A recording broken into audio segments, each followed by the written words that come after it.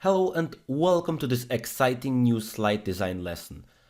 I will teach you how to properly work with images, how to use our shape tools to chop up images and place them into our slide composition. I go to PowerPoint, I have a new presentation opened, and I have 3 text boxes. This will be the core for our slide. Now for the font, this time I've used the Lato font. Lato is a really great font. Once you install it, you should have here in PowerPoint several fonts with the Lato to select, for example, hairline, light, heavy, and Lato font can be downloaded from www.latofont.com. A really simple website which allows you to download a current version of this font. So at first I want to select a dark background. I was thinking something blue, gray, something like over those colors. So I'll try to select an interesting color, something maybe a bit darker.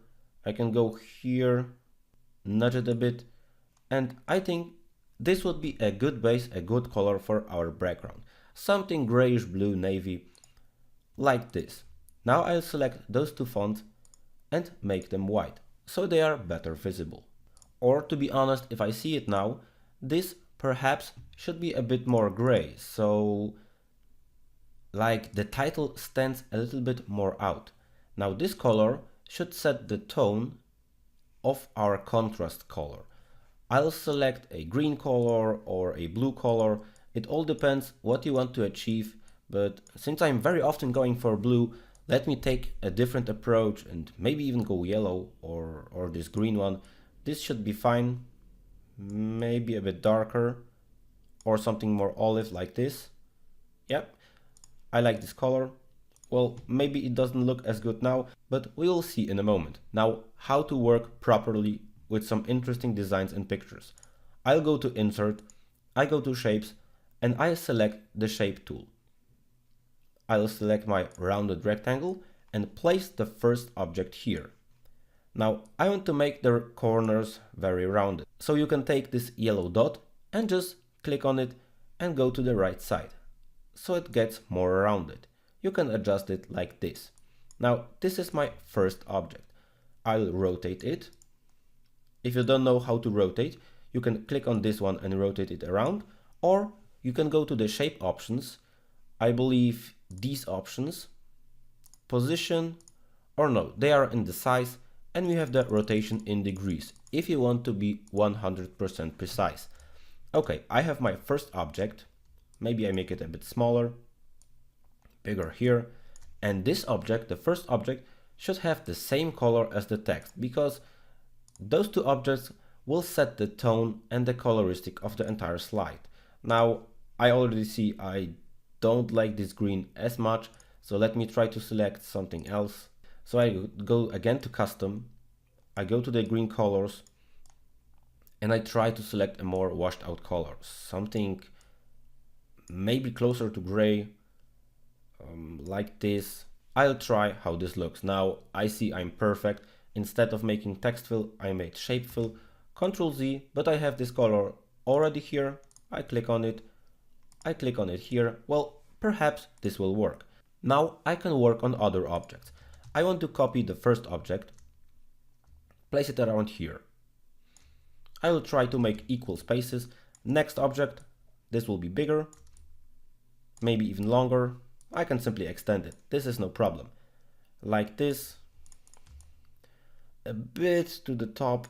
I see they should be more rotated, but that's okay. I copy one more object. I make it even wider. I see this goes too far. I try to place them right. Now I select all of them and I'll try somehow to align them. I'll try to make equal spaces and I believe this is all right. I select the first 3 objects.